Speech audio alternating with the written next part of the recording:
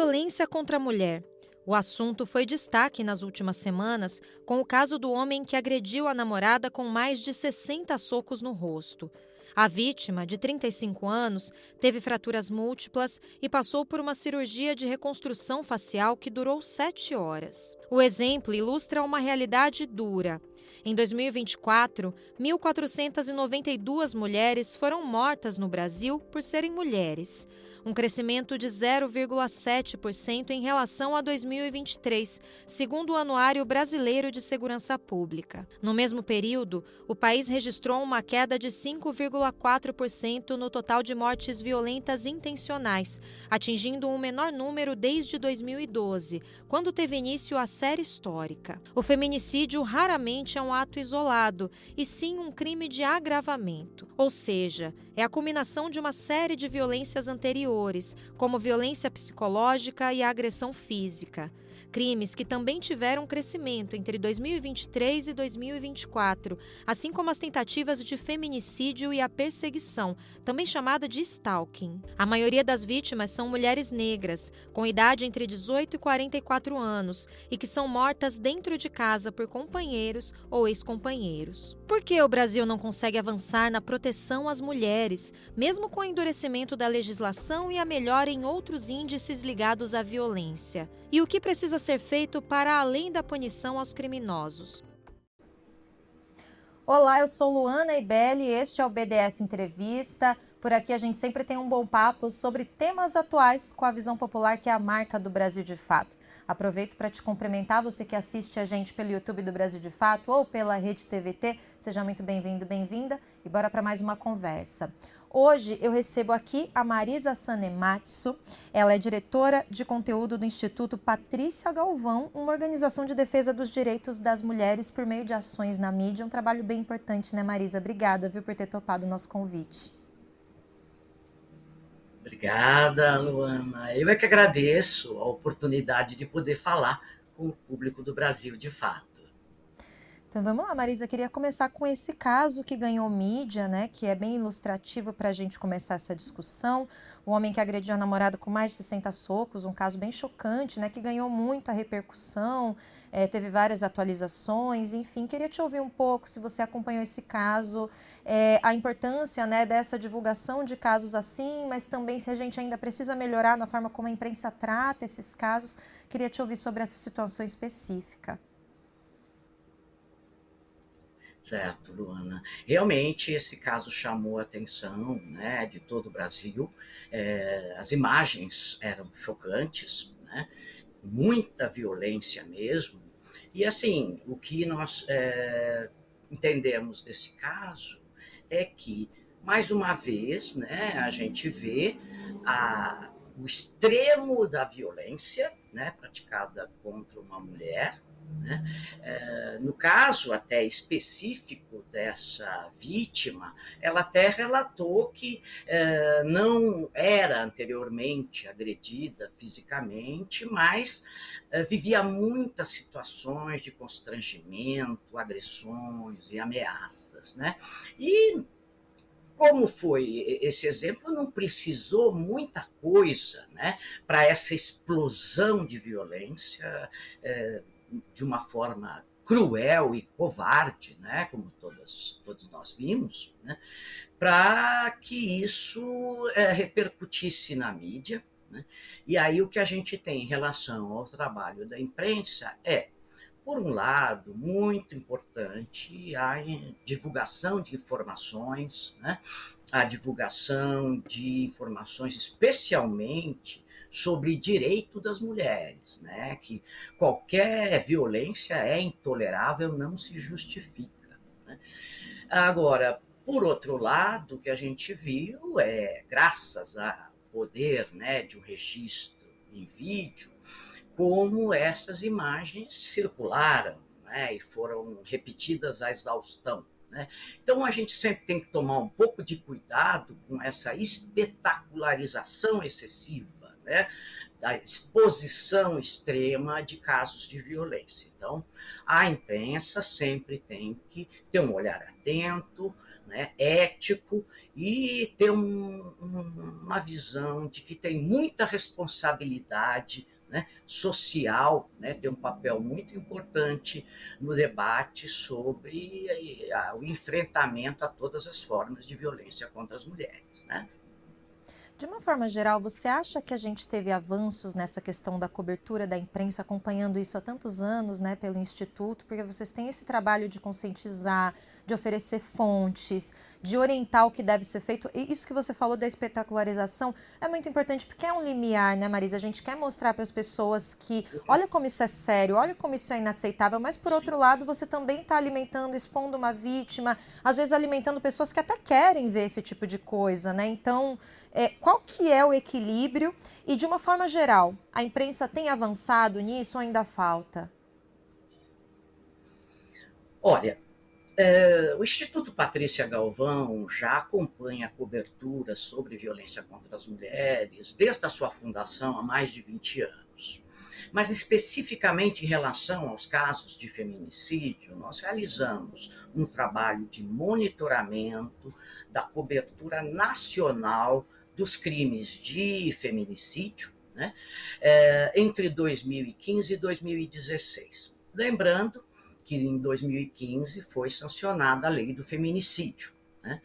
Então, esse crime, né, foi, vamos dizer assim, tirado, né, da invisibilidade para que a população tivesse consciência, né, como é um crime grave, como ele deve ser enfrentado, né?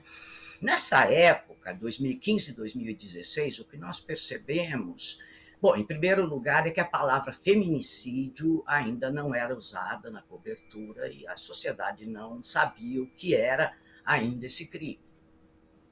E o que a gente via era uma cobertura muito focada nos casos individuais, como ainda é hoje. Né? É uma cobertura que começa a partir do crime, né? Da existência de um corpo, um cadáver de uma mulher assassinada por questões de gênero, que aí a gente tem, que seria em contexto de violência doméstica e familiar, ou então em caso de misoginia, um desprezo muito grande pela figura feminina, né? Então, o que nós tínhamos na época, então, era uma cobertura superficial, policial, às vezes resvalando para o policialesco, né, para essa espetacularização, né, e com muito pouca informações sobre direito das mulheres e também sobre canais de denúncia, alternativas, saídas para as mulheres que viviam em situação de violência. Né? Tinha até a questão do crime Se passional, né, olharmos, Marisa? Era muito exato, a comum legítima isso na defesa da imprensa. honra. Exatamente, Luana. Muito bom você lembrar, porque isso era visto como uma justificativa, né, para o crime, quando, na verdade, a gente sabe que nenhuma forma de violência é justificável, né, contra qualquer pessoa. Violência não se justifica. Né? Violência, a culpa é sempre de quem toma atitude violenta, tá? Isso não tem como dizer que a culpa é da vítima. Então, o que a gente percebe hoje, Luana, é que hoje as pessoas sabem o que é feminicídio. Primeiro, a imprensa já incorporou a palavra feminicídio no seu jargão, né? Ela constantemente usa a palavra feminicídio e a população, nós fizemos no ano passado uma pesquisa de opinião sobre violência doméstica e feminicídio e a maioria da população já sabe o que significa feminicídio. Né? Já tem uma opinião formada, inclusive, é bom até adiantar, na nossa pesquisa, a percepção da população é que, além de ser um crime grave, né, o feminicídio tem aumentado nos últimos anos. Então, a população percebe um aumento dos casos. Né? A gente pode dizer, é aumento de casos porque está tendo aumento de número de registros, Ou então essa percepção de que houve aumento nos crimes de feminicídio é porque a imprensa, a mídia está dando mais espaço, né? A gente pode fazer várias perguntas, conjecturas, né, a respeito desses aumentos, né, de números.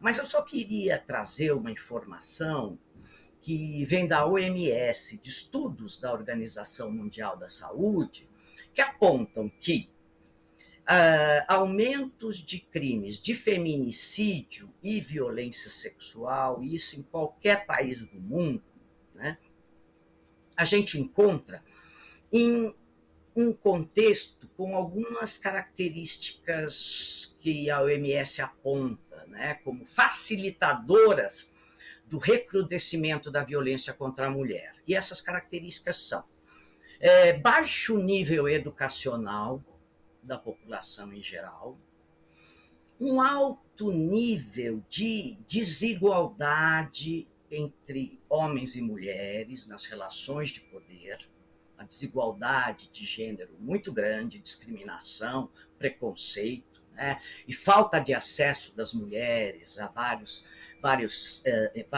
instâncias, serviços, né, e também uma sociedade, um contexto em que a violência é naturalizada e que a forma mais recorrente para a resolução de conflitos é o recurso à violência.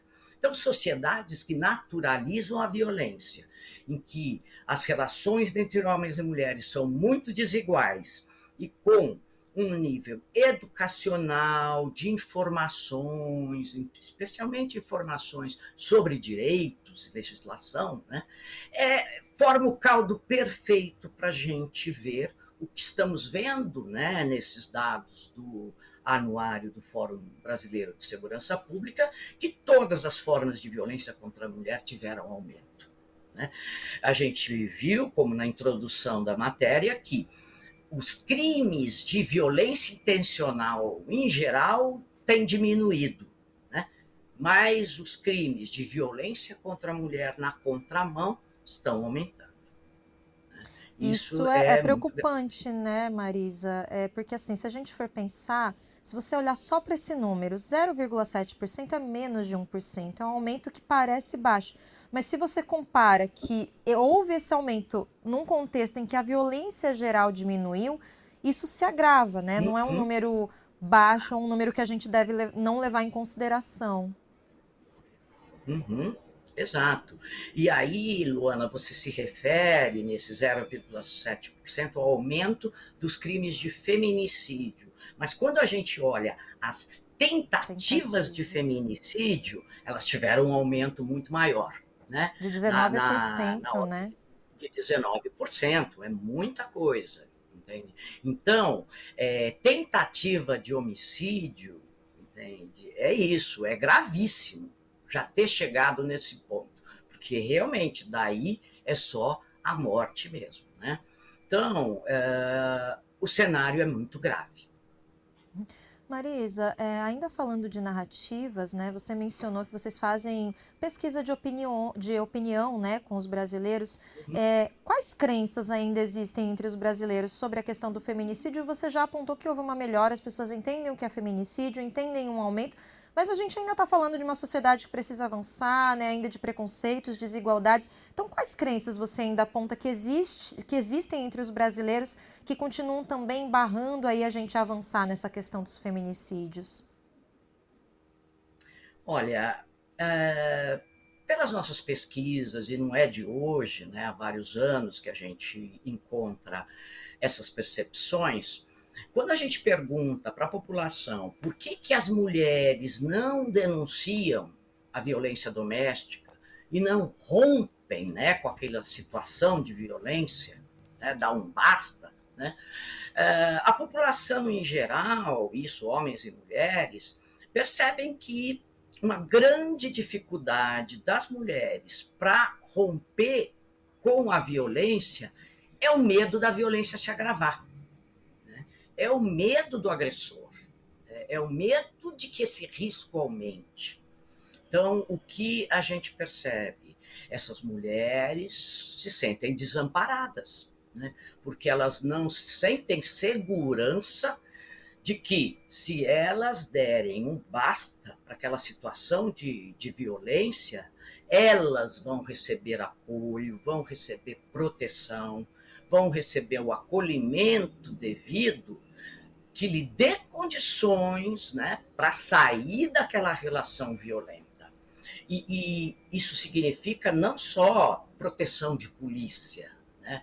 Ela precisa ter outras condições, né? Precisa ser auxiliada no aspecto psicológico, por exemplo, no aspecto da assistência social, financeiramente, porque a gente sabe que um dos obstáculos para as mulheres, né, romperem com a situação de violência, às vezes é a dependência financeira, econômica, né, do agressor, a preocupação com o bem-estar dos filhos, né?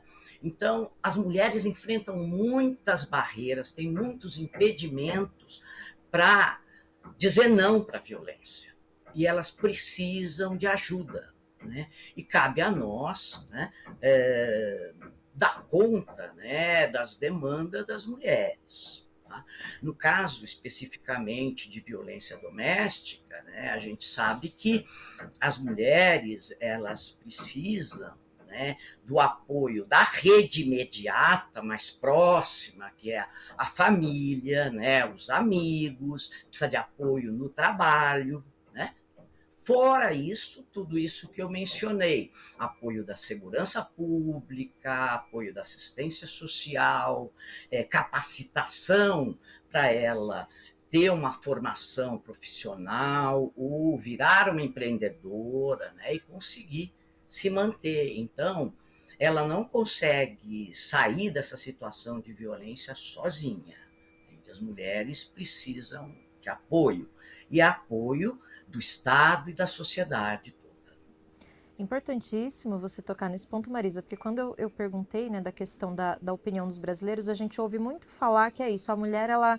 Ah, por que ela continua nessa situação, né? Continua porque quer. Você trouxe uma série de pontos que explicam por que muitas vezes uma mulher não consegue sair dessa situação e porque realmente as pessoas Sim. precisam entender, né, que não é tão fácil, tem todo esse aparato. Já entro nessa questão, então, justamente do que a gente ainda falta, né? Nós estamos indo, começando pela lei, por exemplo, Maria da Penha, que está completando 19 anos esse ano de 2025, uma lei importantíssima que ela é uma lei de enfrentamento ao feminicídio, né, Marisa? Mas você acha que ainda falta, por que ela não tem sido, ela tem sido eficiente, mas ainda falta a gente avançar? Você disse que tudo isso que você trouxe que é necessário para que a mulher não chegue nesse extremo de perder a vida, a gente ainda não consegue garantir para as mulheres, né? Então, no caso da Lei Maria da Penha, onde ainda é preciso melhorar para que as mulheres não cheguem mesmo de fato a serem mortas por serem mulheres? Nestes quase 20 anos de Lei Maria da Penha, nós avançamos muito, toda a sociedade em geral, porque hoje as pessoas conhecem a Lei Maria da Penha, nós deixamos até de colocar essa pergunta nas nossas pesquisas, porque a gente já chegou no nível de quase 100% de conhecimento da lei, né? As mulheres podem não conhecer em profundidade, mas elas sabem do que se trata. E sabem que violência doméstica é crime, né? Então, houve muitos avanços, né? Mas o que nos preocupa é que, por exemplo, os serviços, a rede de atendimento às mulheres em situação de violência doméstica, eles são muito bons, só que são muito poucos, né? A gente tem serviços, por exemplo, um exemplo muito bom é a Casa da Mulher Brasileira. Casa da Mulher Brasileira é um equipamento, vamos dizer assim, que oferece, num lugar só, todos os serviços de que a mulher que está sofrendo violência necessita. Então, lá ela vai ter, além da polícia, né, da delegacia, da justiça também, né? Ministério Público, Defensoria, Judiciário especializado em violência contra a mulher, né? Ela vai ter assistência social, vai ter encaminhamento para programas de formação, muito bom. Mas quantas casas nós temos hoje, né? Não temos ainda nem em todas as capitais, tá? Elas são restritas aos grandes centros, né? E fora isso, os centros de referência também, eles estão instalados nos grandes municípios, né? Então, quando você olha delegacias especializadas, né, delegacias da mulher, elas não estão presentes em todo o Brasil. Elas estão nos grandes centros urbanos, inclusive agora, né, com delegacias 24 horas, né, porque ficou evidente que as mulheres sofriam muita violência no fim de semana e elas precisavam, né, ter um lugar para buscar ajuda. Onde tem delegacias 24 horas? Em algumas capitais. Então, Luana, pensando que a gente tem no Brasil mais de 5.500 cidades, né, nós temos muito poucos serviços. Esses serviços não dão conta de atender a mulher, tá? E ali, além do problema da quantidade, temos problemas com a qualidade. Né? A gente tem serviços com uma infraestrutura muito precária, né? E especialmente com agentes, né, funcionários que não estão preparados, capacitados para atender um caso de violência doméstica, né? Porque a gente sabe que a violência doméstica tem suas especificidades, né? Então, é necessário, da parte de quem recebe a vítima, né, um preparo para saber as limitações, né, as barreiras que essa mulher enfrenta, precisa entender qual é o risco real que ela corre de sofrer um feminicídio, né? Então precisa, por exemplo, a mulher está denunciando, precisa perguntar para ela, né? Esse agressor, que é o seu marido, ex-marido, companheiro, né? Ele tem porte de arma, ou mesmo sem porte, ele tem arma em casa, né? Essa informação é muito importante para que se avalie o grau de risco que essa mulher está passando, né? Então, os agentes, né, que atendem as mulheres têm que ser capacitados, isso ainda falta, né?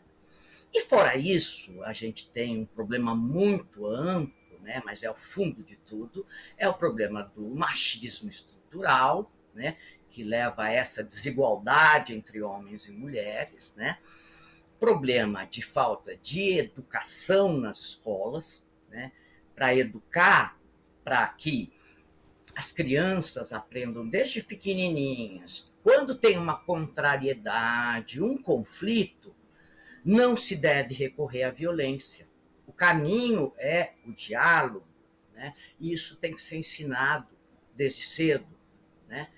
E, além disso, vamos também, né, entrar para a recomendação de que se tenha educação sexual adequada para a faixa etária, para prevenir e, eventualmente, se já ocorre, denunciar casos de abuso sexual de crianças, que a gente viu também pelos dados do anuário, que tiveram aumento e os números são estarrecedores.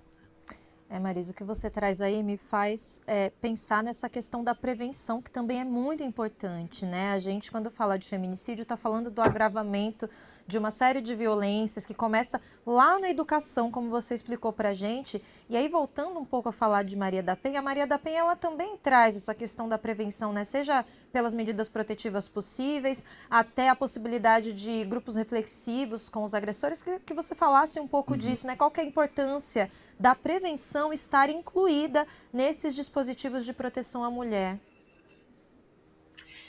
Foi ótimo você lembrar desse aspecto, inclusive lembrando da Lei Maria da Penha, né? Porque como você disse, a Lei Maria da Penha completou 19 anos e é uma lei muito completa, né?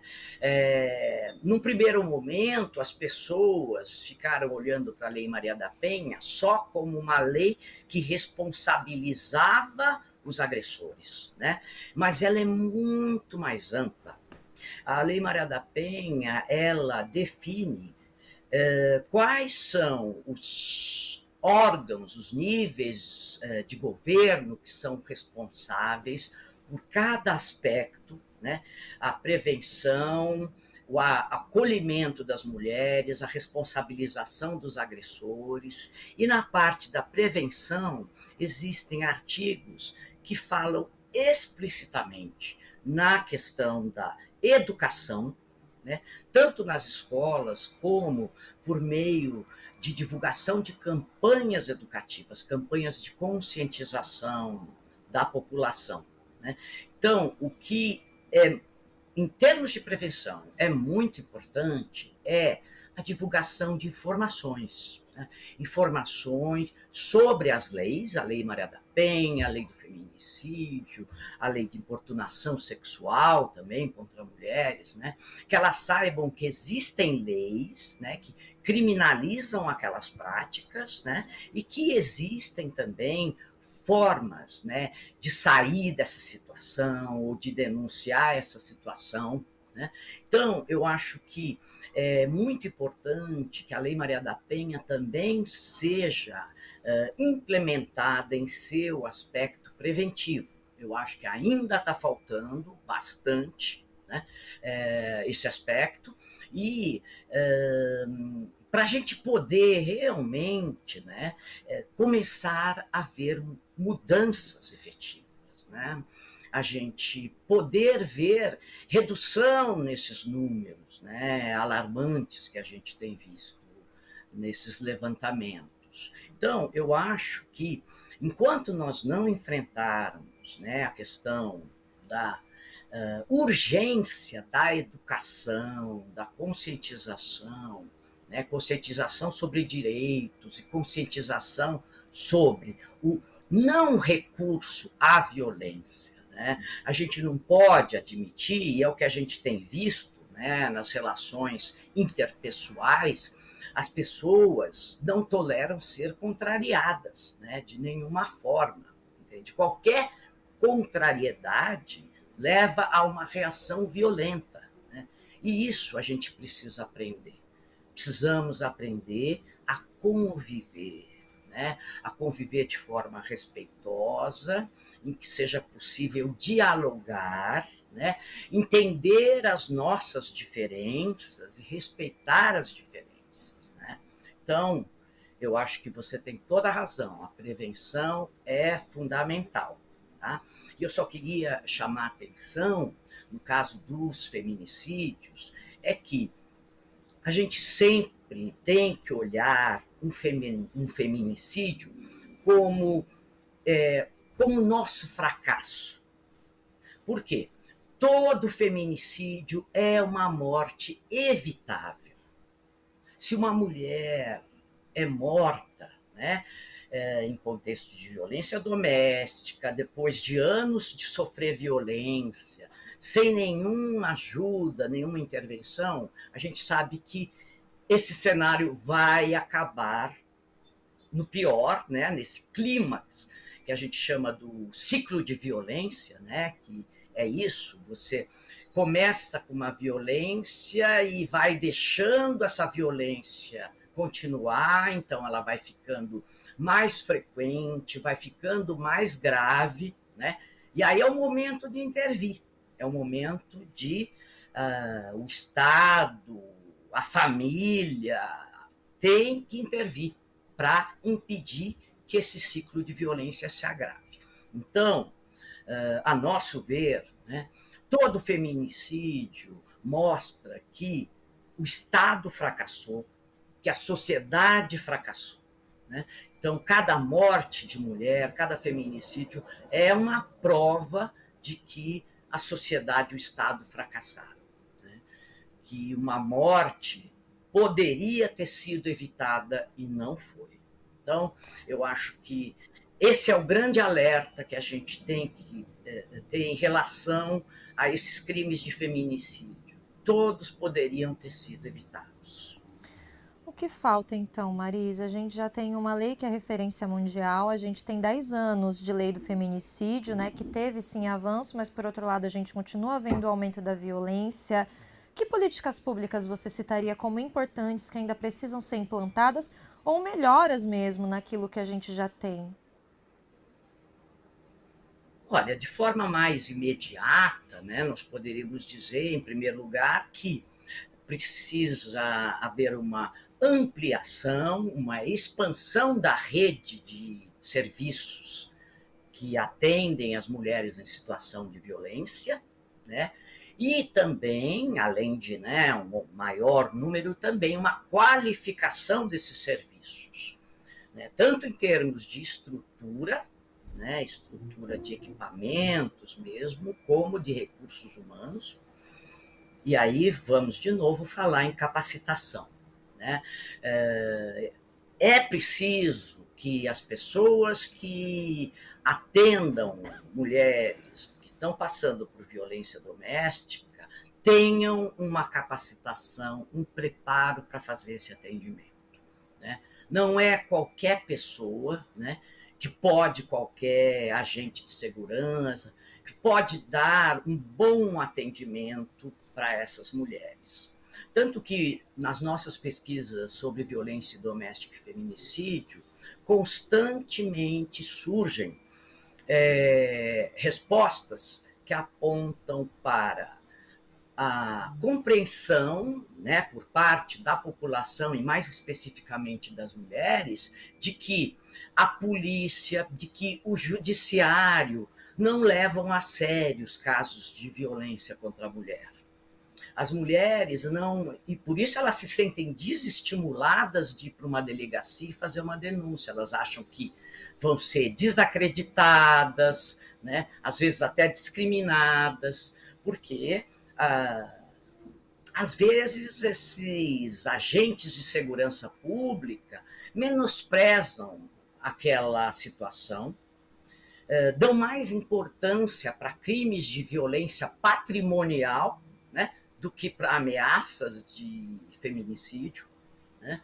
Às vezes desacreditam da mulher, acham que ela é mimimi, ou então falam, não adianta dar atenção para ela porque ela está falando agora isso, mas amanhã ela já voltou para esse marido, esse agressor, né? E nada vai mudar, e daí um pouco ela vem de novo aqui, não vale a pena dar atenção para ela. Então, a falta de preparo e o descaso são questões muito importantes para a gente pedir uma mudança.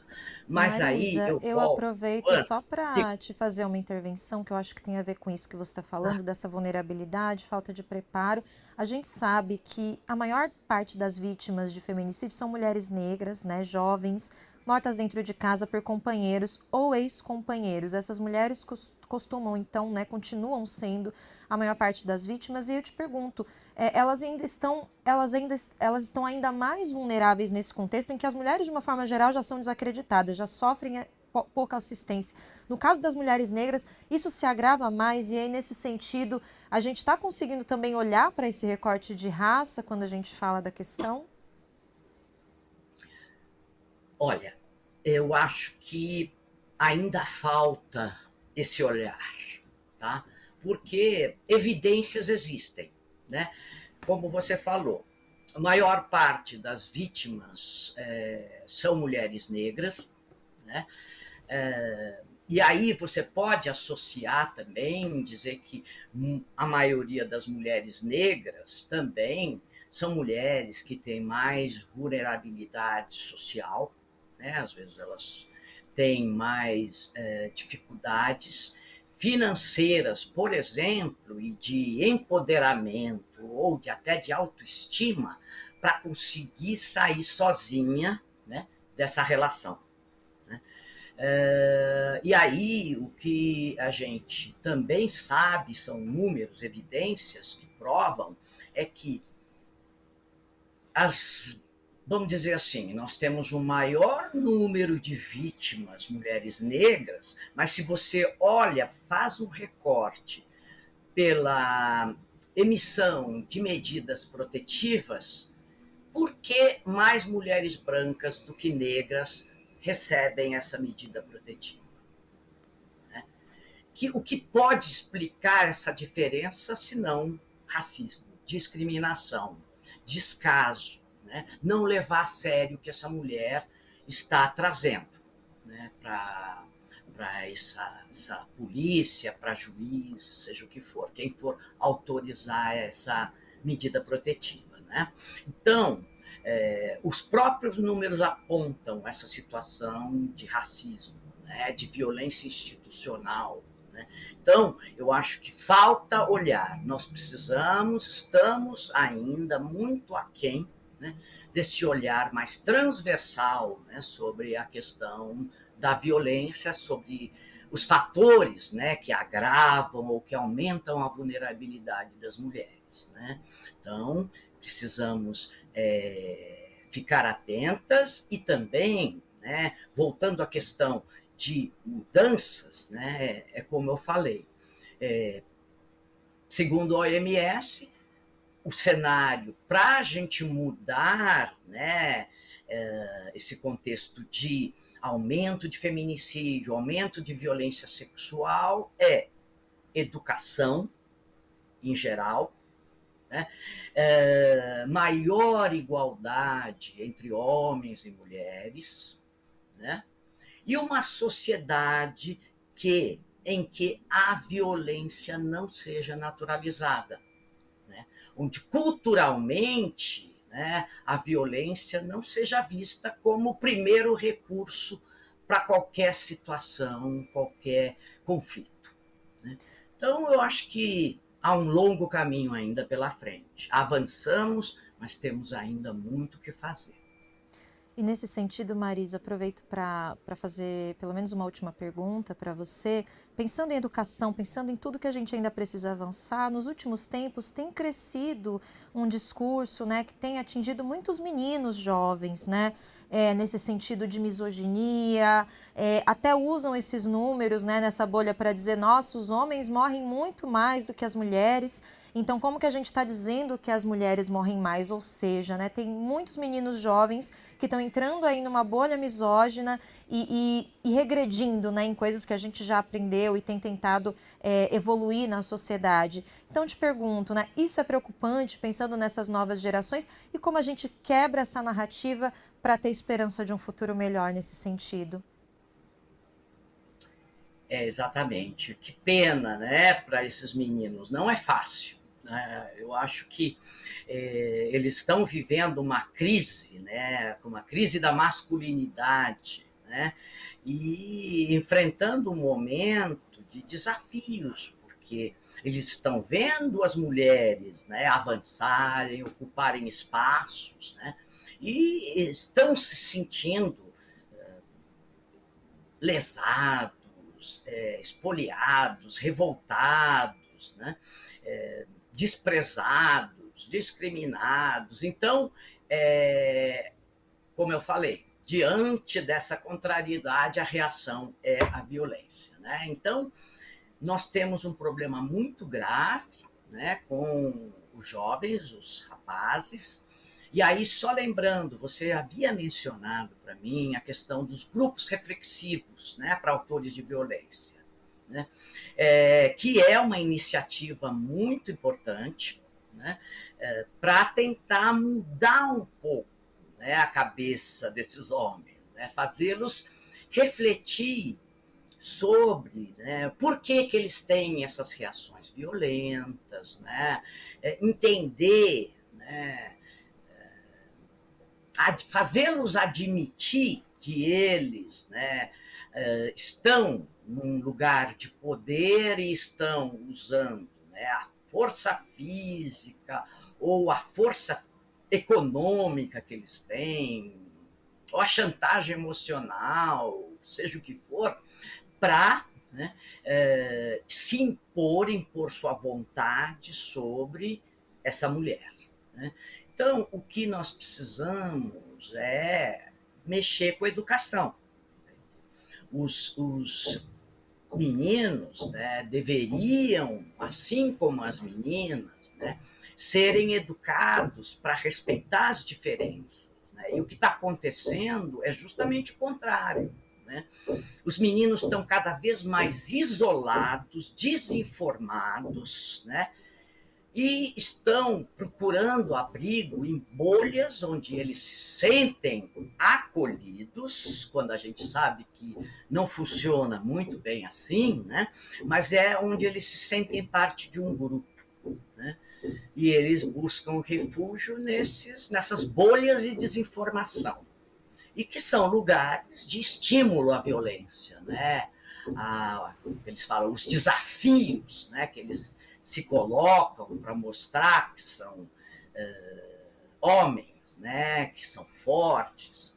Então, eu acho que no momento que está acontecendo é isso. A gente está vendo uma armadilha, né, para os jovens, em que o isolamento vai ficando maior, a desinformação maior e a sensação, né, de, vamos dizer assim, de desalento deles, né, de desesperança, sem perspectiva de futuro, não sei como eles se veem, levam a essas condutas, essas práticas violentas. Né? Então, eu acho que não há muita saída que não passe pela educação. Né? Fica aí esse grande desafio, né, Marisa? Um grande desafio pela frente, mas a gente segue com esperança de que é possível mudar as mentes, né, mudar os corações aí. E, claro, como você disse, aplicar as políticas públicas necessárias para que mulheres parem de morrer por serem mulheres. Muito obrigada, viu, pela presença, pelo papo, gostei muito. Obrigada. Obrigada, Luana. Olha, e destaco a importância do papel da mídia, né? Vocês da imprensa têm um papel muito importante e esse programa de hoje é um exemplo do que é possível fazer para colaborar, participar desse enfrentamento à violência contra as mulheres. A gente fica super feliz, Marisa. Obrigada. Bom, e aqui a gente encerra mais um BDF Entrevista. Muito obrigada pela sua companhia até aqui. Lembra que tem programa novo de segunda a sexta, sempre às 7h, tanto no YouTube do Brasil de Fato, quanto na Rede TVT. Te vejo numa próxima. Tchau.